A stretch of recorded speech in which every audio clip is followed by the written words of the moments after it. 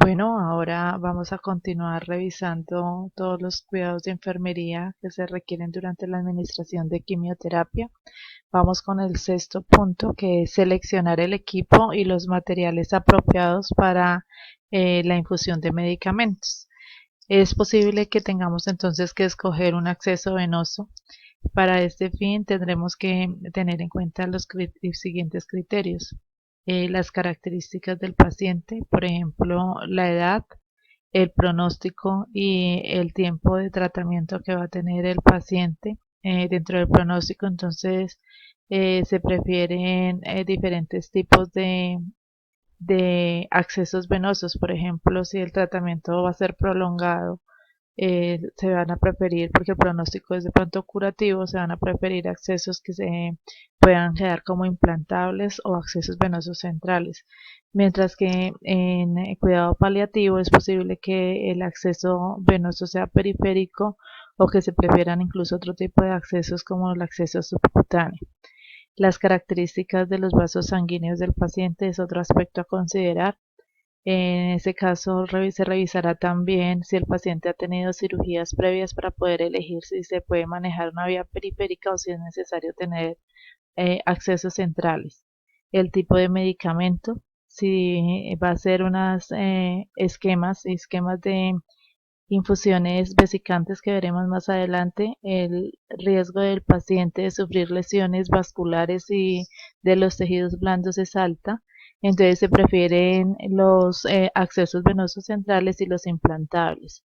Y el tiempo de infusión, si el paciente para poder estar en su casa necesita entonces, por ejemplo, implantables que pueda llevarse y mantener en el hogar, o si definitivamente necesitará otro tipo de accesos para estar en el área hospitalaria.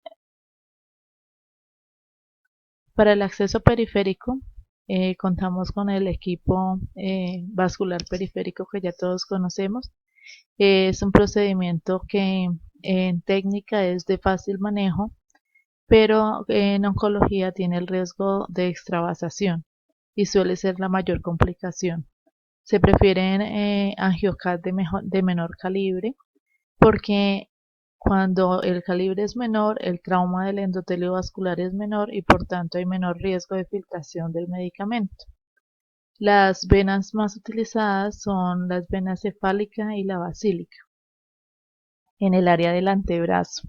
Son la mejor opción porque están rodeadas de abundante tejido subcutáneo y en el caso de una extravasación van a tener lesiones, pero solo en el tejido celular subcutáneo. A diferencia de que en la mano es más probable que se lesionen tejidos como los tendones o las terminaciones nerviosas. Es una vía muy utilizada, sobre todo para las quimioterapias ambulatorias. Tenemos los catéteres de inserción periférica o PIC. Se utilizan para tratamientos que requieran el manejo generalmente institucional. Algunos pacientes ya se manejan también en casa. Tiene las ventajas de que es una inserción que puede durar hasta 6 meses y el protocolo de curaciones hace que se requieran simplemente contacto con el paciente cada 8 días. El catéter puede tener una o dos luces. Esto beneficia también el manejo de los medicamentos en las terapias. El mayor riesgo es de infección, de trombosis y desplazamiento del catéter.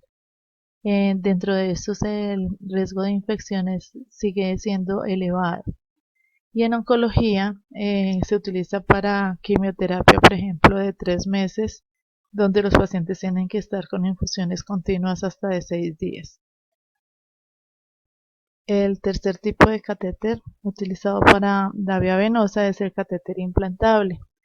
A este catéter le voy a dedicar un poco más de tiempo por ser el nuevo dentro de los conocimientos que ya han manejado en el pregrado. El catéter implantable es un reservorio subcutáneo. Se inserta en el paciente a través de un procedimiento quirúrgico que se realiza en salas de cirugía bajo sedación y en manejo de anestesia local. Este reservorio permite que manipulemos a través de la piel y la administración de medicamentos sea de forma muy sencilla.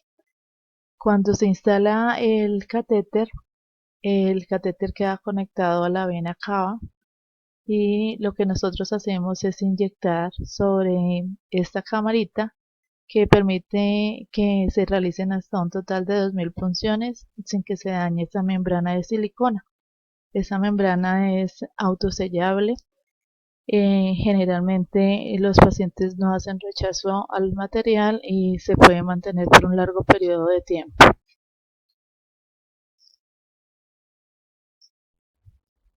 Entre el catéter implantable tenemos diferentes indicaciones, como que se puede utilizar para quimioterapias prolongadas, en infusiones continuas, suele ser muy favorable para el manejo ambulatorio. En Colombia entonces vemos que en ambulatorio pueden encontrar pacientes con PIC y pacientes con catéter implantable y pacientes con manejo de catéter periférico. Cuando las quimioterapias van a ser prolongadas y requieren varias punciones durante la semana, lo mejor es tener o un PIC o un catéter implantable. El catéter implantable además permite las soluciones de pH menores de 5 o mayores de 9, que como sabemos son soluciones que generarían irritación sobre el epitelio vascular causando dolor. También permite la infusión de soluciones hiperosmolares, de fármacos vesicantes, que son los que causarían más lesión en caso de una extravasación. Incluso se puede utilizar para soporte nutricional. No es recomendado o está contraindicado cuando los pacientes tienen infección, en los casos de neutropenia, en trombocitopenia y específicamente es por el riesgo de empeorar la condición del paciente. En anemia, en pacientes con alteraciones de la coagulación, por el riesgo también de sangrado. Y de forma relativa, encontramos que los pacientes que han tenido ya radioterapia previa o disecciones previas pueden estar en desventaja también por el riesgo o están en riesgo de infección o de que se ocasione más daño sobre el tejido vascular. También pueden estar en riesgo de trombosis de las venas yugulares, del brazo, del tórax y en pacientes con tumores mediastinales. Este último caso se convierte a veces en una contraindicación definitiva si el tumor impide el acceso a la vena cava. En los cuidados de enfermería para el catéter implantable los vamos a dividir en 3 momentos. Una preparación, un momento más durante la inserción y ya los cuidados posteriores. El paciente que va a ser sometido entonces a la inserción de un catéter implantable debe realizársele un baño prequirúrgico 2 horas antes del procedimiento con jabón antiséptico y esponja. Se aplica una profilaxis antibiótica 30 minutos antes.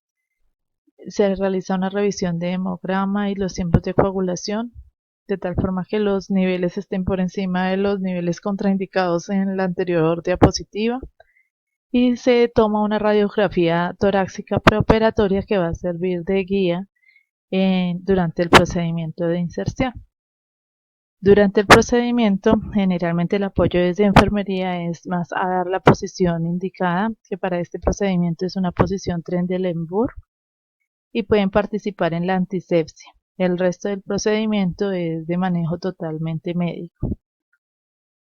Posterior a la implantación, el protocolo, por ejemplo, de la Clínica Medellín recomienda una verificación radiográfica.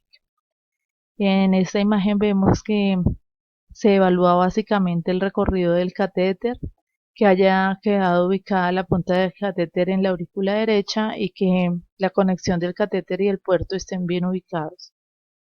Se realiza control de complicaciones. Específicamente entonces las complicaciones pueden ser lesión venosa o arterial durante la inserción, el neumotórax, una lesión linfática, lesión nerviosa, haber generado una falsa vía, es decir, que no esté en espacio vascular, que esté en mediastino, Trombosis venosa profunda, en ese caso, esto ya es más tardío y generalmente se da acompañado de dolor, edema, una red venosa colateral, muchas veces visible a través de la piel del paciente y a veces eritema. Esta trombosis se presenta en un 63%, entonces se convierte en la complicación más frecuente de este tipo de catéter. La falsa vía se da en un 20% y por último las posibilidades de infección se clasificaron en 12%. En los pacientes generalmente se vuelven muy participativos y están capacitados en el manejo y en ellos también entonces se debe dar la información para que puedan identificar las manifestaciones de estos casos de trombosis venosa profunda. Cuando ya está instalado el reservorio, ahora empiezan nuestros cuidados. La primera punción puede hacerse inmediatamente si el paciente está retrasado de quimioterapia, pero idealmente se recomienda utilizarlo después de 48 horas de su instalación, sobre todo por el riesgo de infección. Además, se deben mantener las máximas condiciones de asepsia, entonces todo procedimiento debe ser realizado bajo estricta técnica estéril. No se recomienda utilizar jeringas de menos de 10 mililitros, dado que las jeringas de menor volumen generan mayor presión y pueden hacer que se deteriore el catéter o la cámara específicamente. Y los procedimientos de curación se realizan cada 10 o cada 12 días de acuerdo a los protocolos de las instituciones. Después de retirar la sutura, es posible que se note todavía un poco el sitio de incisión, pero realmente la incisión es muy pequeña y cicatriza muy bien. Para acceder al catéter y dejarlo permeable y listo para funcionar, es necesario preparar un equipo. Ese es el equipo de la Clínica Medellín. En él vemos entonces que se alista todo el material, un campo estéril. El campo estéril contiene un campo de ojo o cuatro campos pequeños para colocar sobre el área. Un apósito tipo tegader, que es el que se mantiene durante las infusiones, mantiene la posición de la aguja y cubierto el sitio de inserción hacia el adaptador, hacia el catéter como tal. También se alistan conectores BD.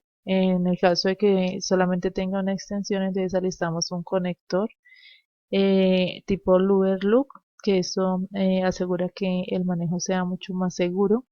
Si tenemos dos vías y las vamos a utilizar, entonces se deben alistar dos conectores. Se alistan dos pares de guantes, material con el que se va a realizar la antisepsia, suficientes gasas con clorexidina y con alcohol, una aguja tipo Hoover que enseguida vamos a hablar de ella y la jeringa con solución salina al 0.9% que se utilizará para hacer toda la manipulación del catéter. Las agujas que se utilizan pueden ser de diferentes marcas. En este caso, y aquí en nuestro medio, la aguja que más se utiliza es la aguja tipo Hoover, que es la que observamos aquí en la primer extremo de la diapositiva. Son agujas que vienen con bisel en ángulo, cualquiera que sea su tipo. Esto es porque facilita la penetración hacia la cámara de el implantable.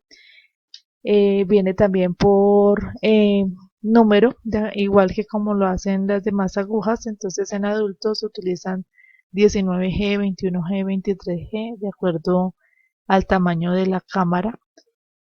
También se puede utilizar, por ejemplo, la jeringa tipo mariposa, que básicamente la ventaja es que queda muy plano sobre el nivel de la piel, mientras que en las de tipo Hoover queda un abultamiento. Y la aguja de gripper, que también es utilizada en algunas instituciones. En la aguja tipo Hoover vemos entonces que tiene un sujetador, que vamos a ver que es el que nos ayuda a dirigir la aguja hacia la cámara. Tiene una aguja de 30 grados de curvatura, no posee filo y esto mantiene la seguridad de funcionamiento de la cámara del resellable. Tiene una extensión y necesitamos que quede con un conector tipo LUE. También tiene una llave de clampeo que es la que nos permite abrir y cerrar el paso de los líquidos. Para hacer la punción del catéter, seguimos aquí en estas imágenes y luego ustedes podrán revisar en un video los pasos para hacer este procedimiento.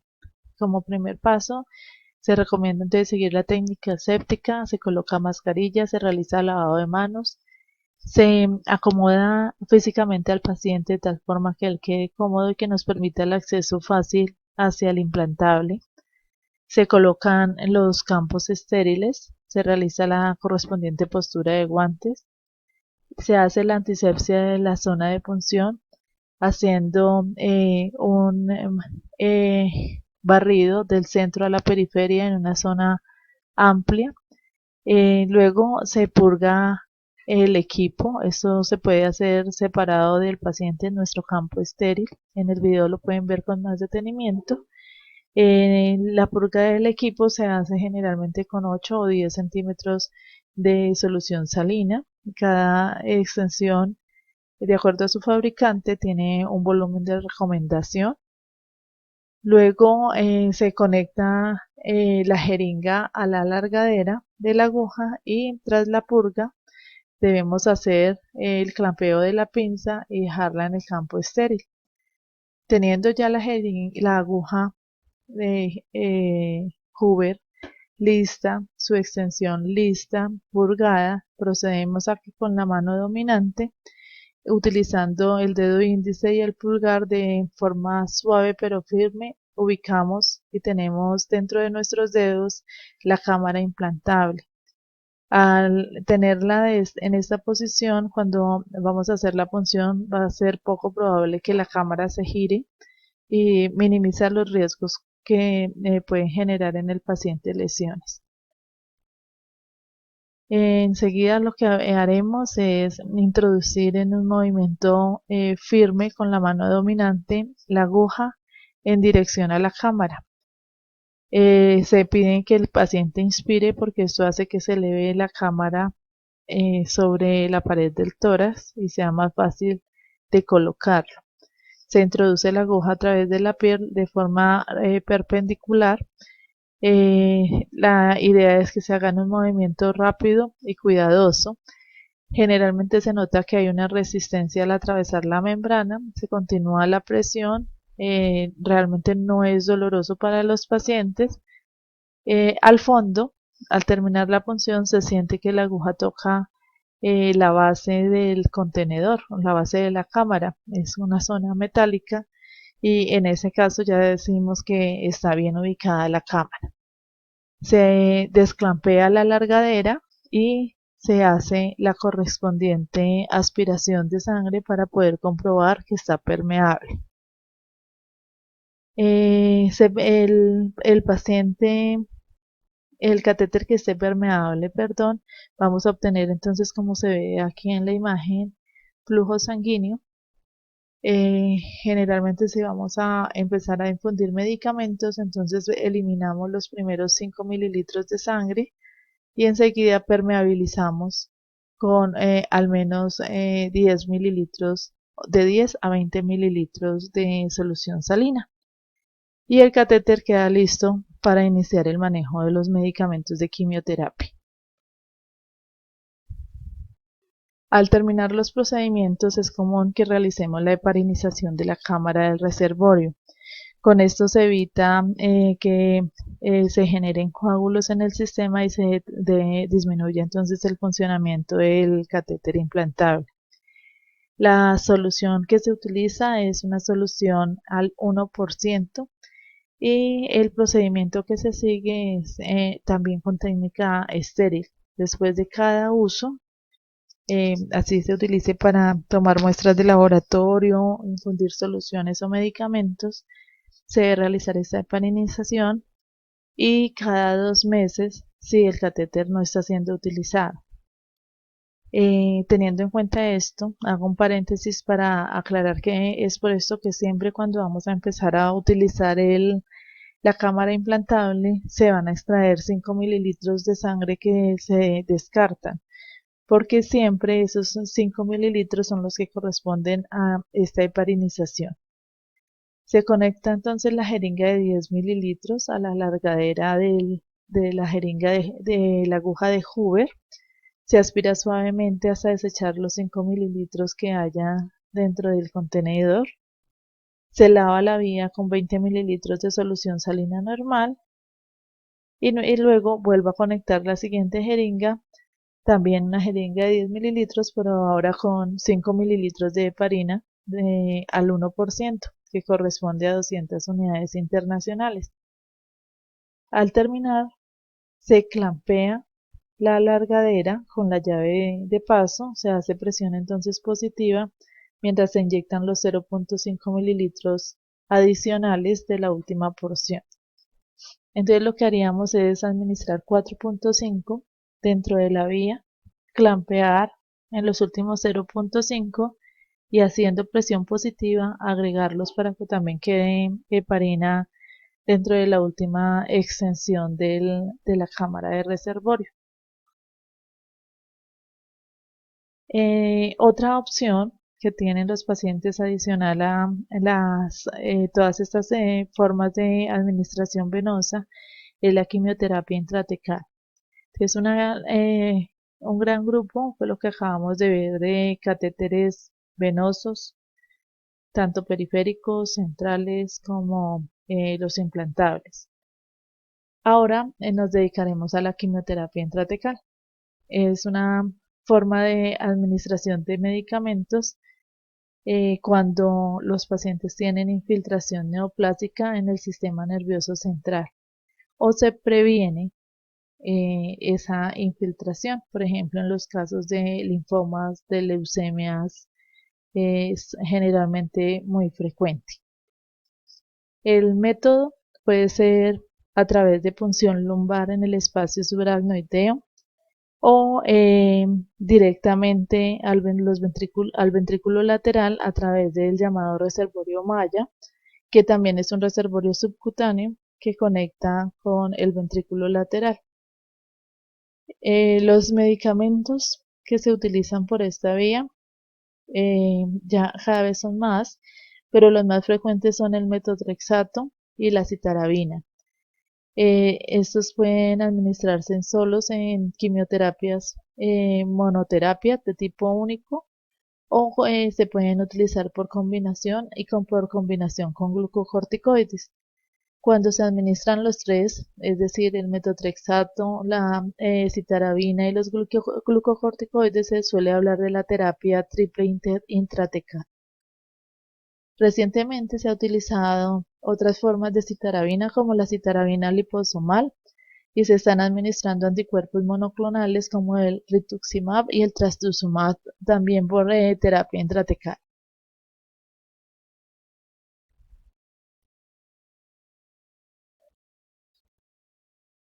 La terapia intratecal a través de punción lumbar tiene diferentes características. Aquí se presenta un resumen de ellas.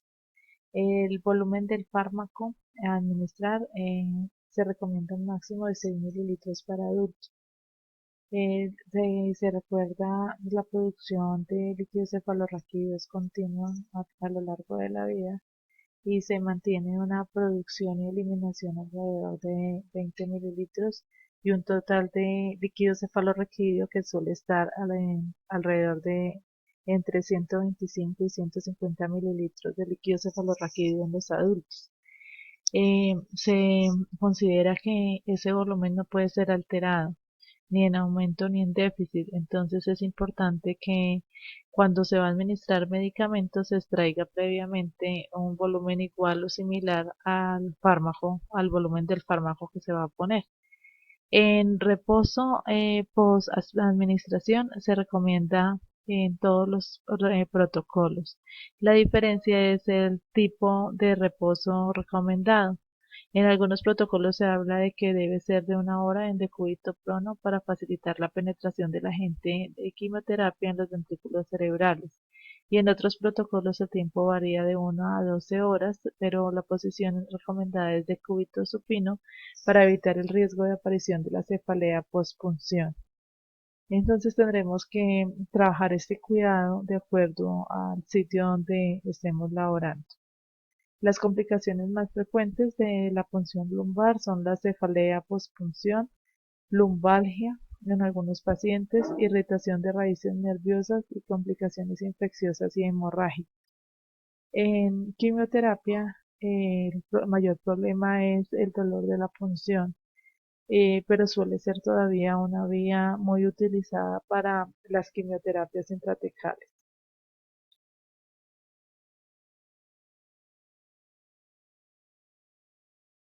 El reservorio ventricular de tipo Ommaya es la segunda opción que tenemos para administrar la quimioterapia intratecal. Es un dispositivo intraventricular, es colocado en un procedimiento quirúrgico.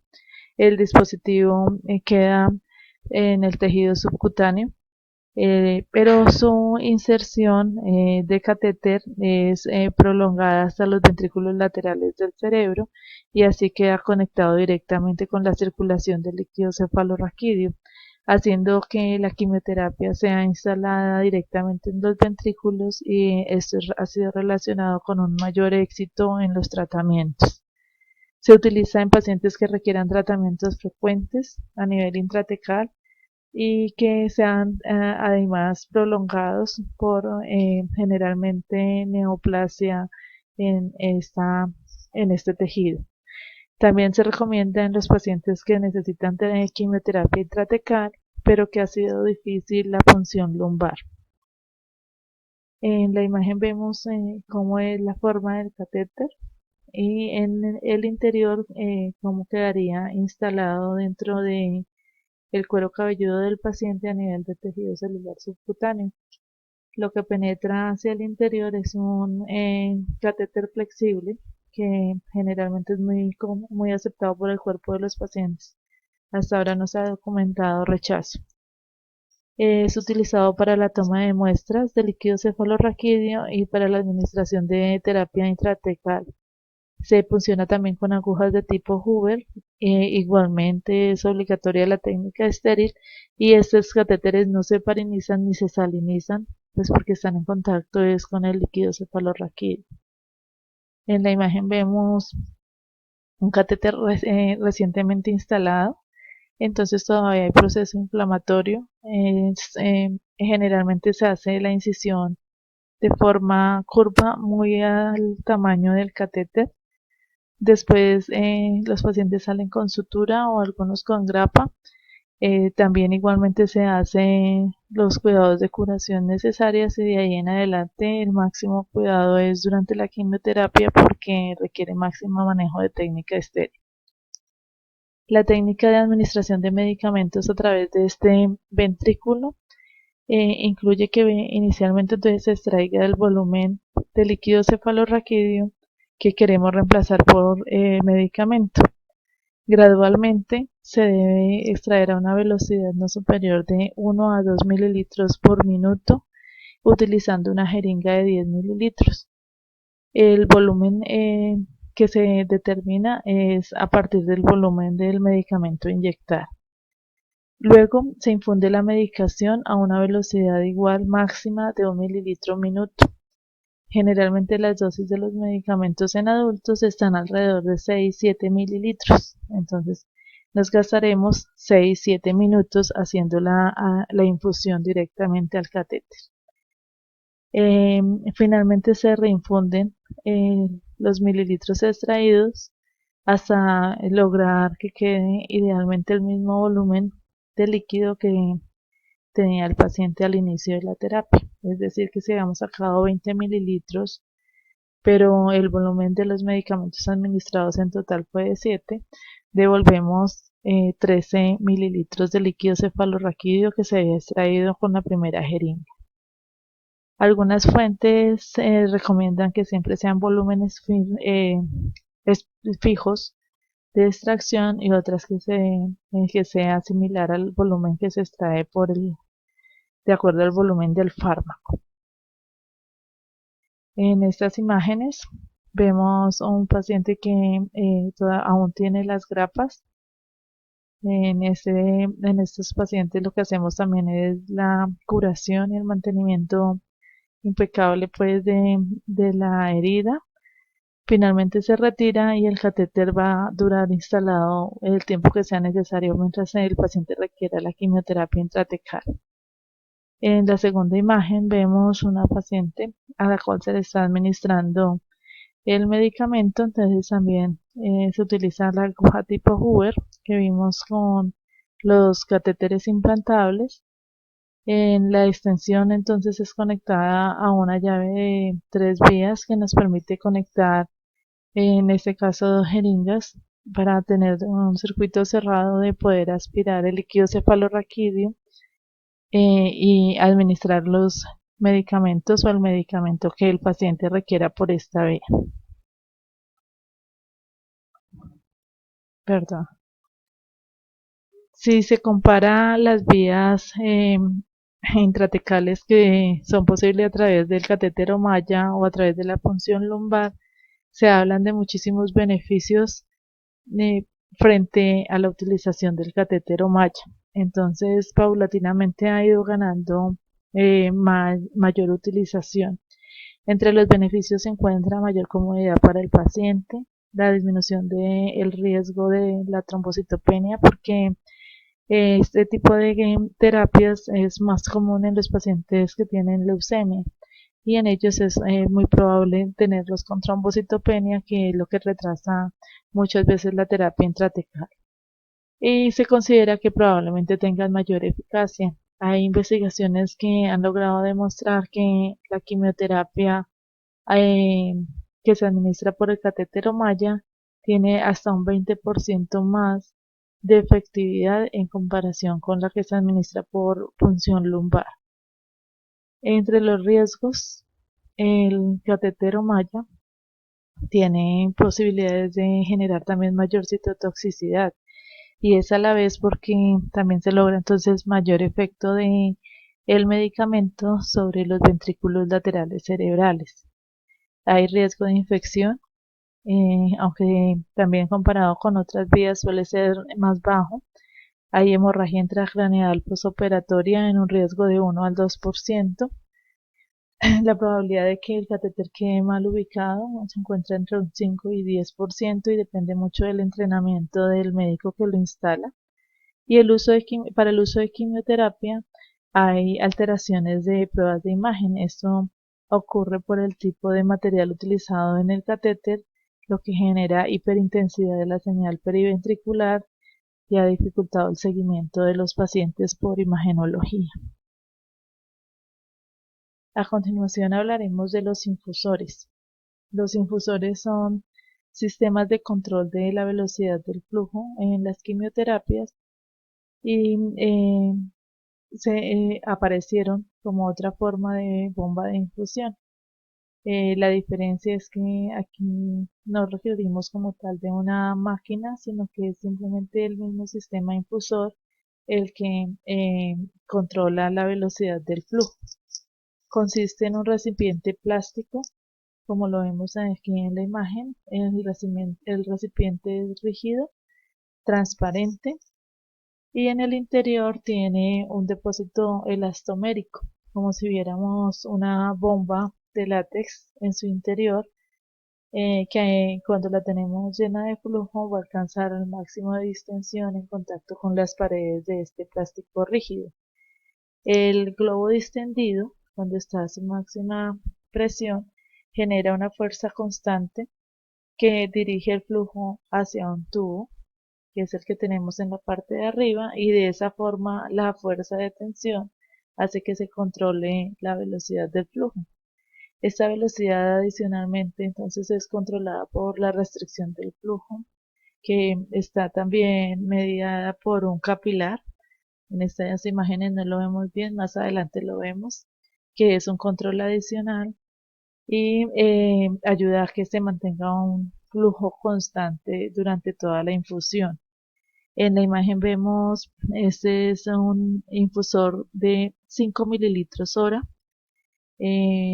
los infusores tienen garantizado con una velocidad de flujo específico. Entonces, por ejemplo, si utilizáramos eso, si este infusor significa que todo su contenido va a ser administrado a esa velocidad de flujo. Este otro, el amarillo, por el contrario, garantiza una velocidad de flujo de 2 mililitros hora. Enseguida veremos cómo se eligen estos infusores. Hay una gran cantidad de tipos de infusores en el mercado. Siempre lo que necesitamos es identificar cómo es su estructura, qué tanto volumen permiten administrar y a qué velocidad de flujo. Los infusores pueden ser utilizados en quimioterapia, en antibiótico-terapia, para la administración de analgesia, no solamente por la vía intravenosa, sino también por la vía subcutánea, en catéteres epidurales y arteriales. Tenemos que algunos de estos infusores vienen diseñados para administrar volúmenes por 24 horas, a 2, a 5 y a 10 mililitros hora. Mientras que también hay infusores con mayor capacidad de volumen, es decir, que podría administrar medicamentos por 48 horas, a 5 y a 10 mililitros por hora. Y también están los infusores para quimioterapias de 5 y de 7 días con velocidades de flujo a 0.5 y a 2 mililitros hora. Cuando estamos en el área de quimioterapia, ustedes generalmente van a contar con unas cartillas de acuerdo al material que se tiene a disposición para preparar la quimioterapia.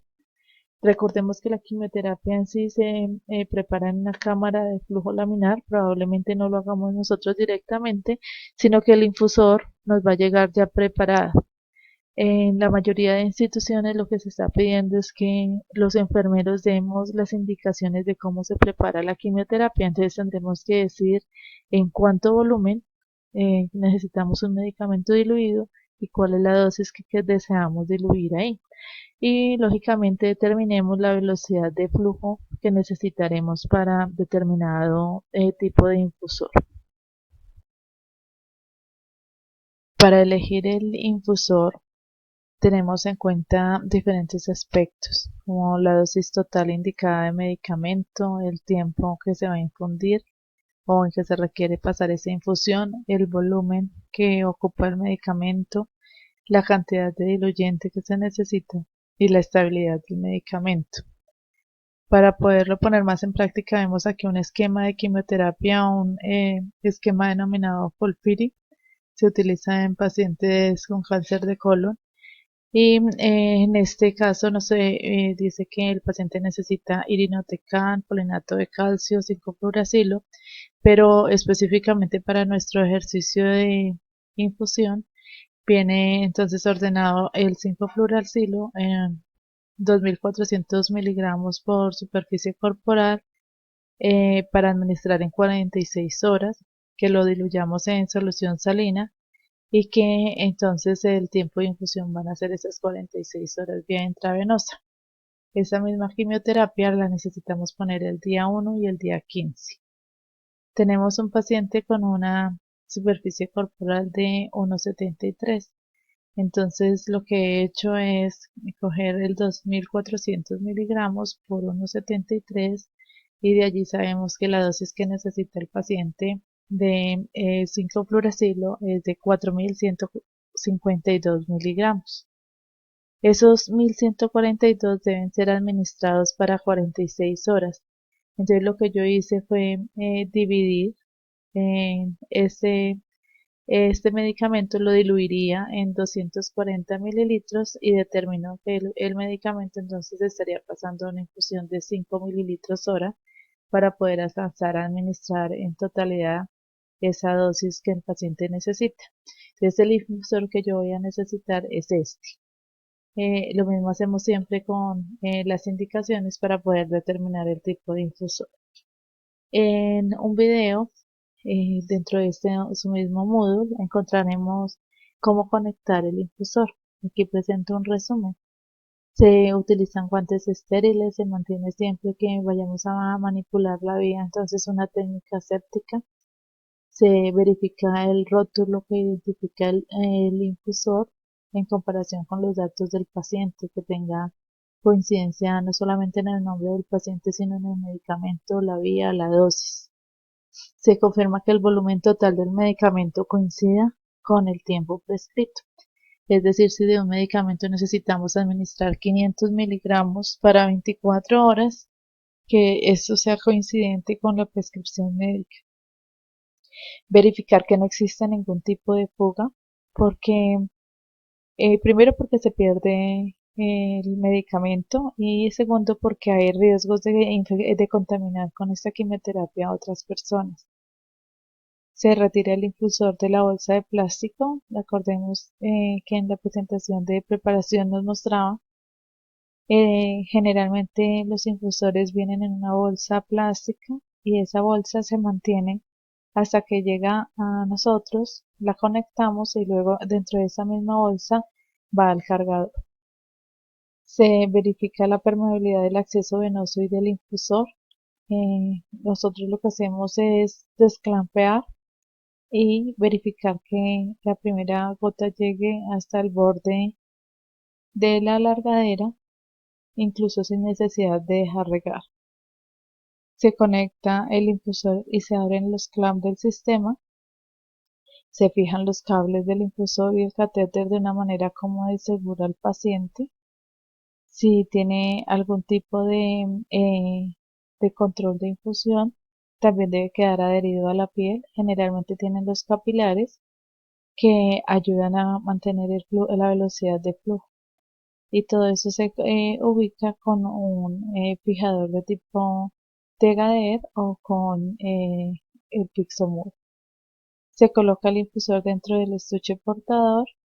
El reservorio elastomérico y el luer loop deben quedar en posición a la misma altura. Entonces, generalmente lo que hacemos es colocarlo como en posición horizontal dentro de la cargadera y de esta forma se mantiene la posición, no hay derrames y se garantiza la velocidad de flujo.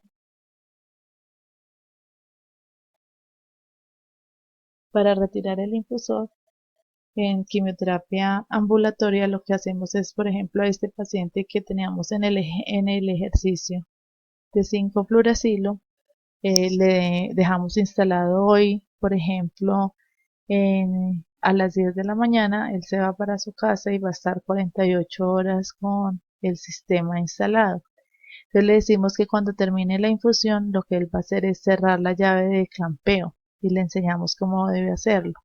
Igualmente le decimos que no puede mojar ninguna de las extensiones, verificar que el sitio donde está conectada la aguja tipo Hoover esté cubierto, que no lo debe mojar y enseñarle cuáles son las señales de alarma. Cuando ya llega a las 48 horas terminada la infusión, nosotros ¿qué es lo que vamos a hacer?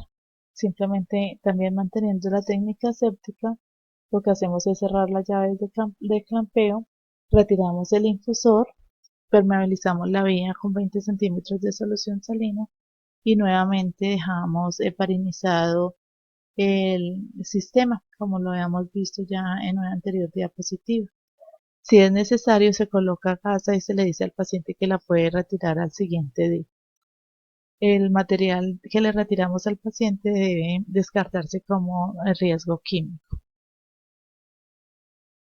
A continuación nos dedicaremos entonces a hablar, en este caso, de las extravasaciones, porque se convierten para los accesos venosos y todos los catéteres centrales y de tipo implantable en el mayor riesgo, y en este caso es la extravasación. Algunos de los medicamentos que utilizamos en quimioterapia son altamente nocivos, deterioran el tejido blando de una forma rápida y de una forma grave. Entonces, este se convierte en uno de los elementos claves del control y del cuidado de enfermería. La extravasación se define como una infiltración accidental de quimioterapia en el tejido subcutáneo, lo que puede generar necrosis del tejido afectado. Su prevalencia es hasta del 6% en vía periférica y en vías centrales hasta del 4.7%. Encontramos varias investigaciones que están hablando de subregistro. porque al parecer las infiltraciones y extravasaciones son mucho más frecuentes de lo que se está reportando. La recomendación clave, antes de todo lo que vamos a ver, es utilizar el tamaño más pequeño de catéter en la vena más grande disponible y que lógicamente siempre es mejor la prevención. Entonces, que garantizaremos que se elija el vaso sanguíneo más idóneo para para determinada infusión. Los medicamentos se clasifican según el riesgo de lesión que puedan generar. Hablamos entonces de medicamentos neutrales, que son los que no causan inflamación o daño dentro del epitelio vascular. Los medicamentos inflamatorios que producen inflamación leve, eritema, generalmente no dolor. Y lo más característico es el proceso eritematoso. Están también los medicamentos irritantes, que son los que su contacto con el epitelio genera inflamación, dolor, puede haber irritación pero no ampolla y está presente el dolor. Generalmente le llamaríamos como una flebitis de tipo químico. En este tipo de dolor no hay todavía extravasación. También están los medicamentos de tipo exfoliante que producen lesión de tejido superficial con ampollas y descamación.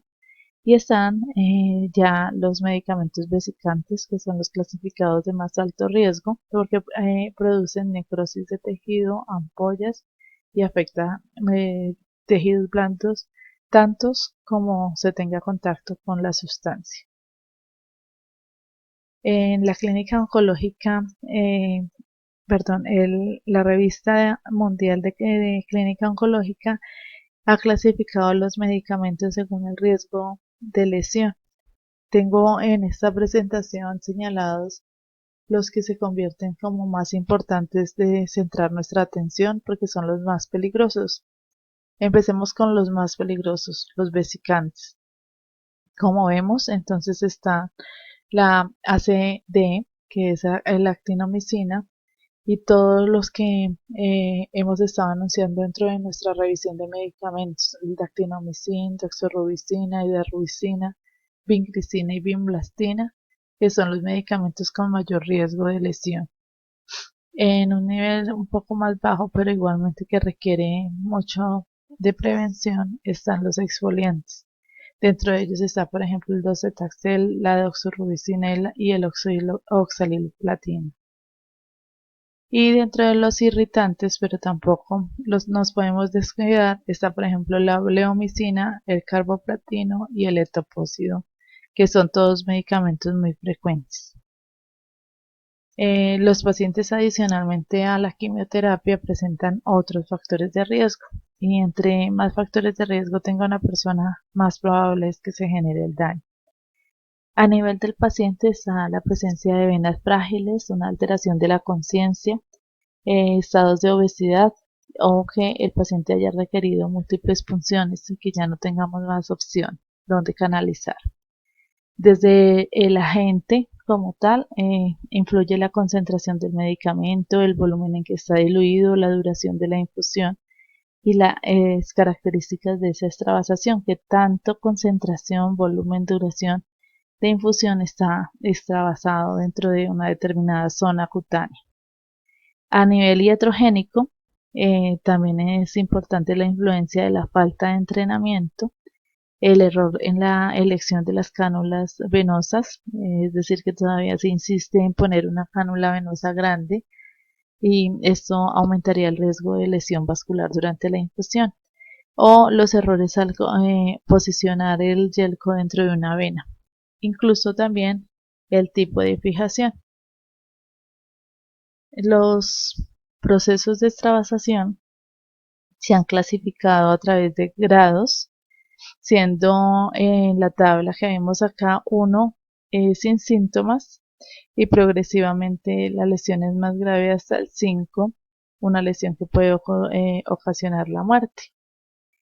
En esta escala tenemos entonces que, por ejemplo, la extravasación con deterioro de la lesión grado 2 es la que se presenta con eritema, Tiene además edema, dolor, induración y es característica la flebitis. Entonces el eritema es lo más característico.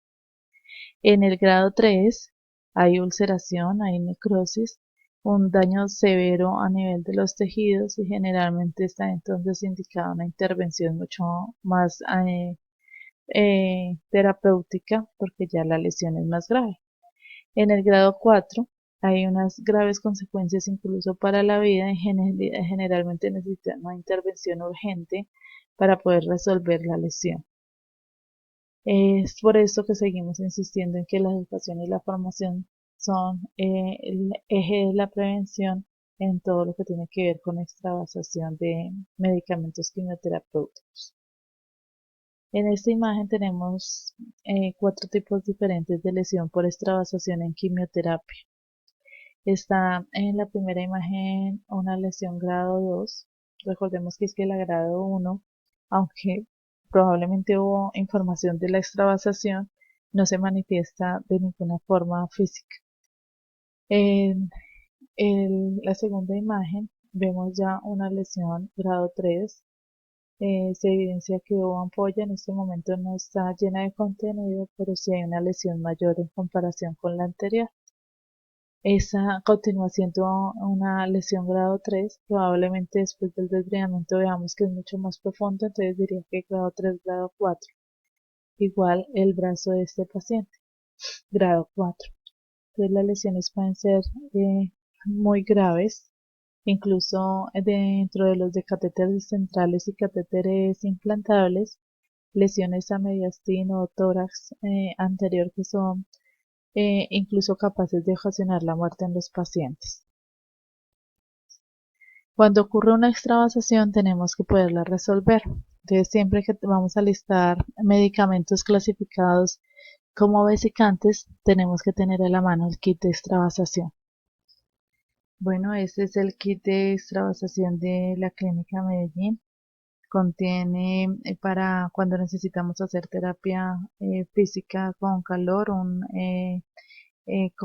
una compresa caliente de gel, un cabestrillo que es el que se utiliza para poder inmovilizar el área de afección, jeringas de diferentes calibres de acuerdo a los antídotos que vayamos a manejar, implementos para canalizar, una segunda vía, hidrocortisona de forma tópica porque hace parte de algunos de los protocolos de atención, líquidos endovenosos que en general se espera utilizar es solución salina, un marcador indeleble que es necesario para demarcar el sitio de lesión y una guía de manejo rápido que es la que nos orienta de forma rápida durante los procesos de urgencias. En este caso tienen tiosulfato de sodio y dimetilsulfóxido como elementos importantes para atender los eventos y enseguida revisaremos cómo se manejan estos. Después de que ha ocurrido una extravasación, el manejo de enfermería es con terapia no farmacológica y farmacológica.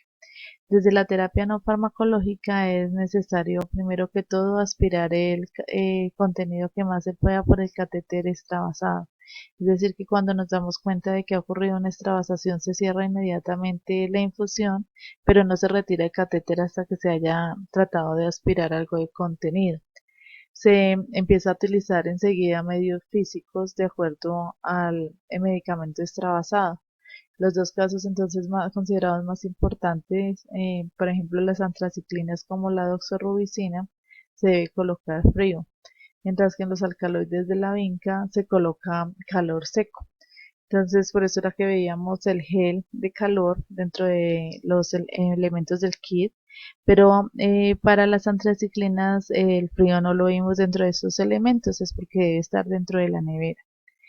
Después de esto se puede empezar a elevar la extremidad por 24 a 48 horas si fuera posible, tratando de reabsorber también el agente extravasado.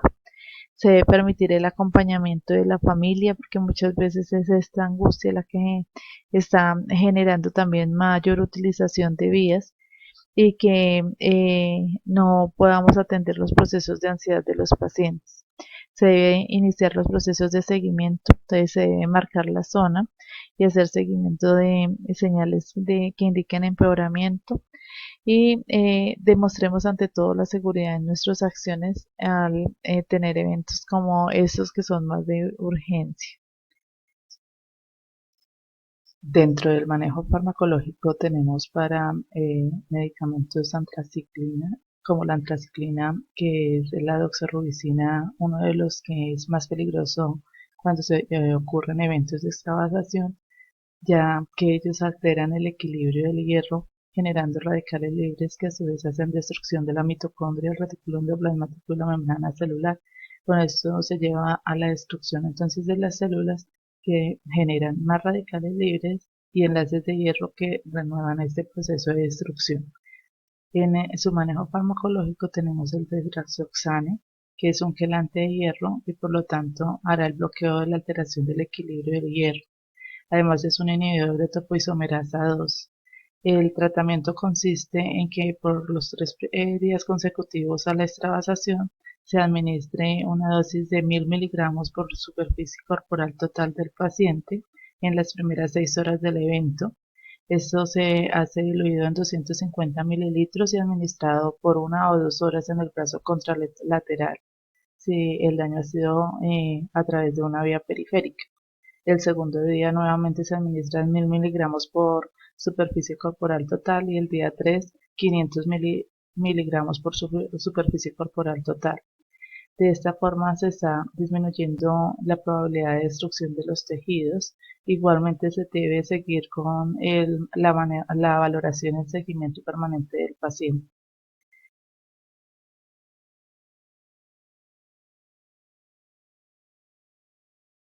El dimetilsulfóxido viene por ciento, es un disolvente tópico y su administración es tópica.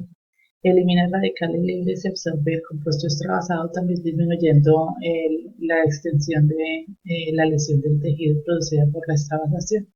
Se indica cuando no hay desraxosane o porque los protocolos de la institución han decidido no utilizar desraxosane y no se pueden utilizar de forma conjunta. Este medicamento se aplica en forma tópica, entonces en los primeros 10 minutos después de ocurrido el evento, se administra 1.5 mililitros sobre la zona de extravasación, se hace cada 6 horas durante 15 días y adicionalmente se pone hielo sobre la zona por periodos de 1 hora cada 8 horas durante los primeros 3 días. La hialuronidasa es el tercer antídoto que presentamos. Se utiliza específicamente en extravasaciones ocurridas de alcaloides de la vinca como la vincristina, el paclitaxel y los cetopósidos. Es una enzima que degrada ácido hialurónico permitiendo la expansión del agente extravasado. De esta forma también se disminuye entonces el efecto local de la extravasación. Su presentación es de 150 unidades por mililitro y la aplicación debe ser subcutánea, dividido en 5 aplicaciones, cada una de 0.2 mililitros, es decir, de 30 unidades. Se administra, como lo vemos aquí en la imagen, en forma subcutánea, haciendo diferentes inyecciones de forma lateral al sitio de extravasación. En cada una de las inyecciones se debe utilizar una aguja nueva. Nunca se debe utilizar vía intravenosa y esto se debe conservar a una temperatura de 2 a 8 grados centígrados, es decir, que no lo podríamos tener dentro del kit de extravasación. El tiosulfato de sodio es el siguiente antídoto específico para medicamentos mostaza nitrogenada como la meclorvitamina. Es un vía de presentación al 10%. Se administran 2 mililitros de solución por cada miligramo de cloretamina extravasado. Es decir, que aquí la dosis es dependiente del medicamento extravasado. Recordemos que después de la extravasación se trata de extraer el máximo de contenido que se ha extravasado a través de la misma vía. De acuerdo a eso, entonces calculamos la cantidad de diosulfato de sodio que se va a administrar. Se aplica alrededor de la zona extravasada con una aguja número 25. Para la dosis, entonces se mezcla 4 mililitros de tiosulfato al 10% con 6 mililitros de agua destilada y se inyecta de 1 a 4 mililitros por vía periférica. No se puede realizar la administración de tiosulfato si no se logró aspirar el medicamento extravasado de quimioterapia por esa misma vía. Si se requiere más aplicaciones, también se deberá cambiar de aguja. Bueno, y hasta aquí hemos hablado entonces del procedimiento y los protocolos que se deben seguir a la hora de extravasación de medicamentos. De nuevo recordar que la reacción inicial se hace paciente, no solamente por parte de enfermería, en general los protocolos indican que debe haber valoración médica y si es necesario interconsultar con cirugía plástica dependiendo del deterioro de la piel y de los tejidos blandos. Vamos con el siguiente paso o recomendación de la administración de quimioterapia y es administrar la premedicación requerida. Para esto entendamos de que son una carga de medicamentos que se administran antes de la quimioterapia con el fin de prevenir o disminuir los efectos derivados de la misma medicación citostótica. Dentro de la premedicación se incluyen reacciones de hipersensibilidad y toda su atención, que esto ya lo vimos en un video anterior. Se manejan todos los efectos emetógenos derivados de los medicamentos y se hace protección vesical, renal y control sobre el equilibrio electrolítico, también entonces como medidas de protección para el paciente. En cuanto al potencial emetógeno de la quimioterapia, los medicamentos son clasificados en riesgo alto, intermedio y bajo según la probabilidad de producir emesis en el paciente. Aquí haré énfasis en los medicamentos de riesgo alto como los platinos, el cisplatino, el carboplatino, la fosfamida, la ciclofosfamida, doxorubicina y epirubicina, que son los medicamentos que más están asociados al vómito. Pero también vamos a ver que los medicamentos de riesgo intermedio requieren algún tipo de premedicación. A donde más premedicación hacemos es en los de riesgo alto, es decir, que se administra una carga elevada de medicamentos que tratarán de disminuir ese potencial emetógeno, pero en esos medicamentos de riesgo intermedio también se requieren algunos antieméticos y una premedicación específica. Para la tabla de premedicación en cuanto a emesis, se utilizan básicamente estos medicamentos. El protocolo nos irá señalando qué medicamentos se recomiendan en cada una de las quimioterapias de los pacientes. Tenemos la metoclopramida, se administra en dosis de 10 miligramos en infusión de 15 a 30 minutos. De la metoclopramida ya la hemos manejado. Podemos de todas maneras, les recomiendo ver un video que encuentren también anexo dentro del contenido de su curso de módulo. Es un video rápido que hace un profesor de farmacología explicando nuevamente dónde el proceso fisiopatológico de la emesis y su relación con estos medicamentos.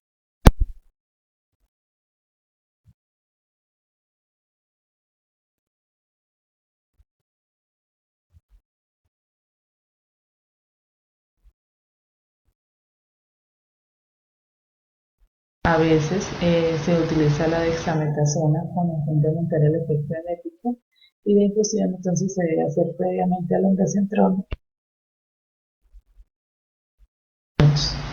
El aprepitan es otro nuevo de los medicamentos que ha dado muy buen resultado. Se requieren 3 dosis el día 1, el día 2 y el día 3. El día 1 se administra 125 miligramos día y los siguientes días de 80 miligramos.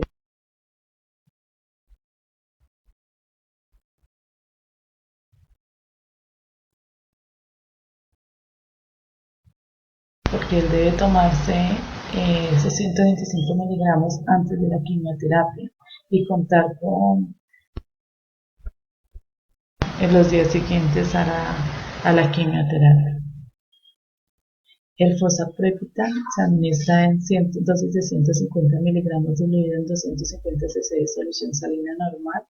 Se administra en 30 minutos si es por catéter central y en una hora si es por catéter periférico. Tiene riesgo de fluidos química. Entonces, igual que en los demás medicamentos, aquí ponemos igual atención a la permeabilidad de los catéteres. Debe ser administrado de forma conjunta con un corticosteroide y un antagonista de la serotonina para lograr el efecto deseado, que generalmente también se hace con dexametasona. Solo se administra el primer día del ciclo y con esta dosis ya logramos disminuir el efecto. Para los días siguientes generalmente ya se ordenan otros medicamentos que apoyarán también entonces la reducción del efecto emetógeno de la quimioterapia. En cuanto a la protección renal, se puede hacer por diferentes métodos.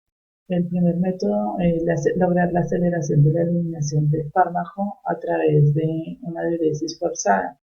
De esta forma se garantiza que se va a mantener un gasto urinario y se disminuye la probabilidad de necrotoxicidad. Los medicamentos más utilizados son la furosemida y el vanitor y se indican cuando, por ejemplo, hay dosis de cisplatino mayores a 60 miligramos por superficie corporal total. En los medicamentos igual siempre tienen efectos colaterales. Entonces, cuando hacemos diuresis forzada con estos medicamentos, es necesario prevenir también el riesgo de desequilibrio hidroelectrolítico. Por lo tanto, se iniciará también el seguimiento hacia este riesgo. Hay probabilidad también de edema pulmonar en personas con edades extremas, con complicaciones renales, cardíacas o pulmonares. Entonces también se hará seguimiento a cómo funciona su balance hídrico y electrolítico.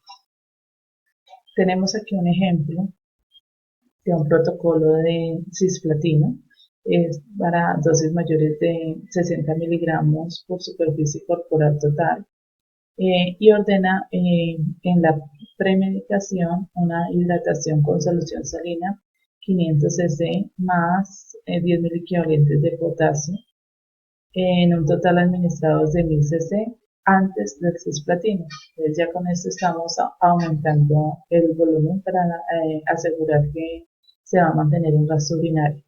Perdón. Y en la poshidratación se ordena solución salina también con 10 miliequivalentes de potasio y 3 cc o 0.6 gramos de sulfato de magnesio por un total de infusión de 2000 cc. Así estaríamos administrando con este protocolo 3000 cc de líquidos. Adicionalmente, después del cisplatino se debe administrar furosemida en dosis de 20 a 40 miligramos intravenosa.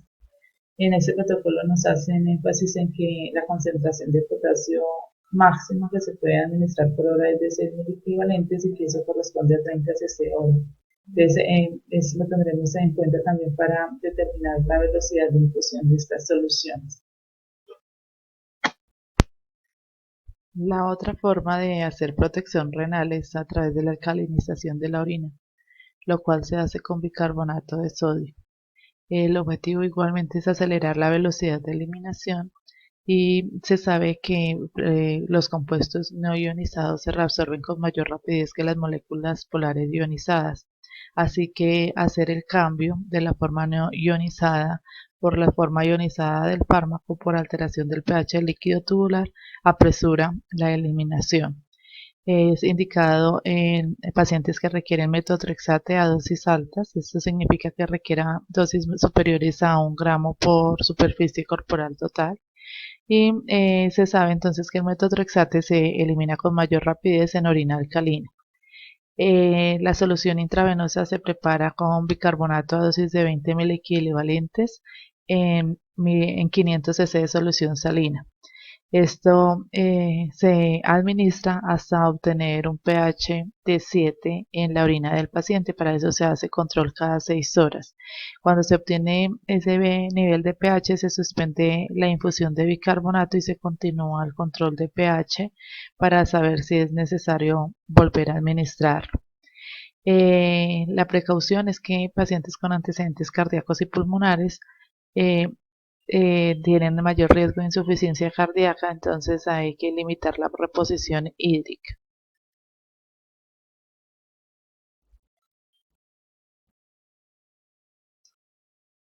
Aquí tenemos un ejemplo con un protocolo de metotrexate. Se indica solución salina 500 cc más 20 cc de bicarbonato para una infusión de 24 horas. Eso significa que se va a mantener alrededor de 3500 cc para las 24 horas. Administrar folinato de calcio. Iniciar 24 horas después de iniciado el metotrexate cada 6 horas hasta obtener niveles de metotrexate menores de 0.05 unidades. Recordemos que el folinato es uno de los medicamentos que se utiliza como rescate después de haber administrado el metotrexate. Adicionalmente, dentro de esta premedicación se hace prevención de la toxicidad uroterial, es decir, que estamos previniendo cistitis hemorrágica, microhematuria, macrohematuria en pacientes que necesitan medicamentos derivados de la oxazafosfarina, como la ifosfamida, la ciclofosfamida, la trofosfamida. El medicamento específico que se utiliza acá y que ya lo habíamos nombrado dentro de sus exposiciones es el Mesna. La dosis es dependiente del medicamento, es decir, que de acuerdo a la dosis del medicamento calculamos el Mesna.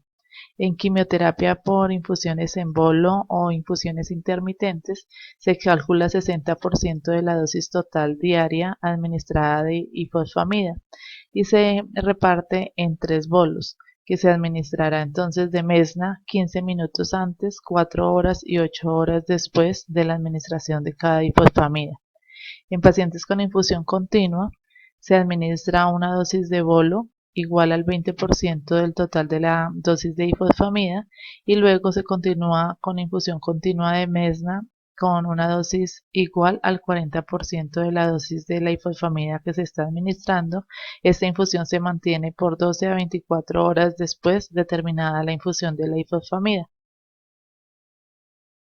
Bueno, ahora veamos un ejercicio a partir de un ejemplo. Tenemos un paciente que requiere una dosis total de ciclofosfamida de 2 gramos, según su prescripción médica, y que al sacarle el 60% entonces correspondería a una dosis de Mesna de 1200 miligramos. Esos 1200 miligramos los reparto en 3 infusiones, una para hacerla antes de la administración de la ciclofosfamida o la ifosfamida y las siguientes para administrarlas 4 horas y 8 horas después. Adicionalmente, el paciente requiere otros cuidados como el control del volumen urinario para mantener un volumen mínimo de 100 mililitros por hora y para monitorear los casos de hematuria y de proteinuria. Si estos aparecen, pues no van a ser visibles, entonces se requiere hacer también controles de citoquímicos o con tiras reactivas, eh, de tal forma que podamos hacer el seguimiento y controlar la aparición de forma pronta.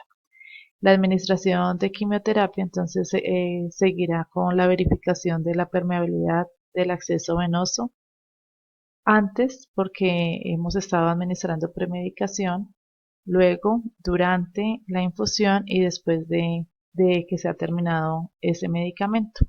Se debe registrar los medicamentos, dosis, día y horario en la historia clínica.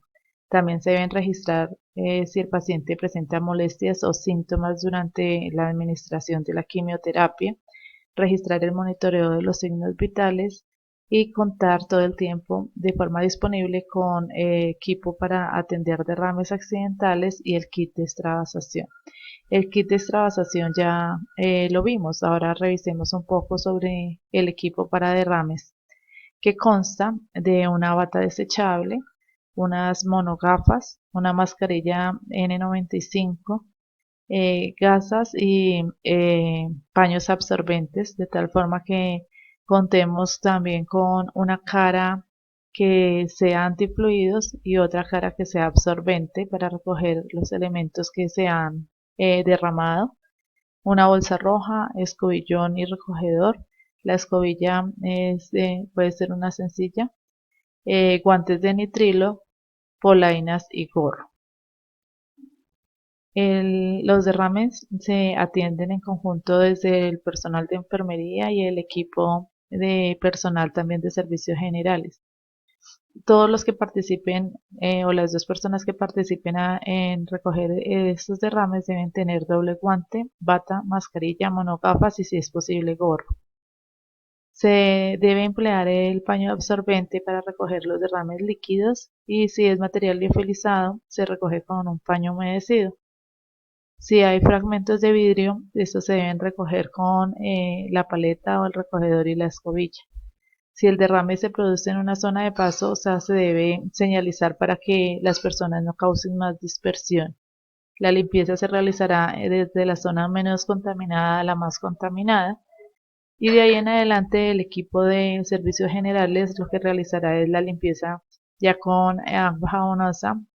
De acuerdo al protocolo se habrá indicado un detergente y luego hipoclorito de sodio al 5%. Todos los residuos que se recolecten de este proceso de atención a derrames deben ir a un contenedor rojo, es decir, manejo químico de desechos. A continuación ya concluiremos con un ejercicio de cartas de enfermería porque todo lo que hemos revisado se tendrá que consignar en diferentes formatos para poder atender de forma individual cada caso. En este ejemplo tenemos un esquema de quimioterapia VAC con medicamentos como la vincristina, doxorubicina, mesna y ciclofosfamida. Simularemos que un paciente tiene, por ejemplo, de vincristina 1.5 miligramos y que le ordenaron de forma a su manejo de quimioterapia 2 miligramos como la dosis máxima.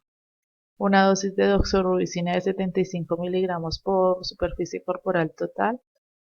El mesna que debe ir antes de la ciclofosfamida y al cual le determinaremos el 60% de la dosis de ciclofosfamida para poder determinar la dosis de mesna que se debe administrar y 1200 miligramos por superficie corporal total de ciclofosfamida. En este protocolo de cada infusión me indica cuánto es el tiempo indicado para cada infusión. Al pasar esto al cartel de enfermería, entonces yo debo incluir la premedicación. Este paciente necesitará, debido a que la doxorubicina es emetógeno 1 y la ciclofosfamida también es emetógeno de alto riesgo, entonces el paciente necesitará dexametasona 20 miligramos, ondansetron 16 miligramos y metoclopramida 10 miligramos. Estas dosis las he establecido a partir también de los protocolos. La dexametasona, por ejemplo, la diluiremos en 100 mililitros. El volumen de infusión lo determina el enfermero y es para poder mantener el flujo de orina que nos han recomendado de 100 mililitros por hora. Se administrará en 30 minutos. El ondansetron también diluido en 100 mililitros para 20 minutos y así sucesivamente. Luego debo administrar solución salina 1000 mililitros. En este caso decidí que en 20 minutos porque simulamos que es un paciente que no tiene ningún antecedente previo como falla cardíaca. Vincristina la estaría diluyendo en 100 mililitros para pasarla en 15 minutos. Y aquí es importante decir que es un medicamento fotosensible para recordar que necesitamos equipo de infusión para medicamentos fotosensibles y que además es vesicante. Es decir, que si ocurre una extravasación, debo tener a la mano hialuronidasa y el paquete de gel para vía física de administrar calor. La doxorubicina la he calculado a partir de la dosis que nos ha indicado el protocolo, 75 miligramos por metro cuadrado. En ese caso, entonces, de la doxorubicina he calculado que el paciente tiene una superficie corporal de 1.69 y que por lo tanto necesita 126 miligramos de doxorubicina. Eso significa que se deben pedir 13 ampollas de 10 miligramos. Eso lo prepararán en la central de mezclas, pero yo debo dejarlo ordenado para la correspondiente facturación, que se administrará en 2 horas y que es un medicamento que se clasifica como vesicante e indico cuál sería el manejo en caso de que haya extravasación. Del Mesna, después de calcular la dosis de cicloposfamida, se determina que de Mesna necesitamos 1216 miligramos. Se debe pedir las ampollas para el Mesna total, independiente de que se vaya a administrar ahora, en 4 horas y 8 horas después. Este paciente recibirá el Mesna diluido en 100 mililitros para administrarlo por 15 minutos y seguidamente poder administrar la cicloposfamida 2028 miligramos de acuerdo a su superficie corporal total y que esta se administrará en 2 horas. Que recuerdo siempre que es urotóxico para poder también ordenar la toma del citoquímico de control e identificar, enseñarle al paciente que debe avisar si presenta signos de hematuria. Muchísimas gracias. Espero que el tema haya quedado un poco claro. Estaré de todas maneras disponible para resolver sus dudas e inquietudes. Pueden escribirme al correo. Feliz día.